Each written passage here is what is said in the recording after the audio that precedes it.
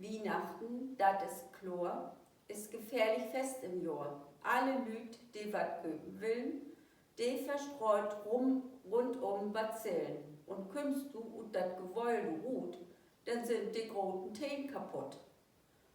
Parkplatz, ruht mit Taufel Schwung, Crash, Gehirnerschütterung. Dumm obsnärt wie Dosen obmocken, beide Hände verbrennt wie Kacken.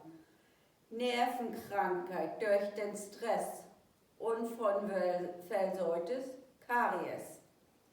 Von den Festspirituosen kriegst du die Leber, die Zirrhosen, Hörsturz durch die Festbeschallung, Kreislauf in gefährlich Wallung, Magenkrampf und Blasenpien, Fehl Cholesterin, noch ein Virus nebenbei, Bugverdacht und Schitterie, mit Kolik meldet sich die Gall, kontolerig, Herzanfall.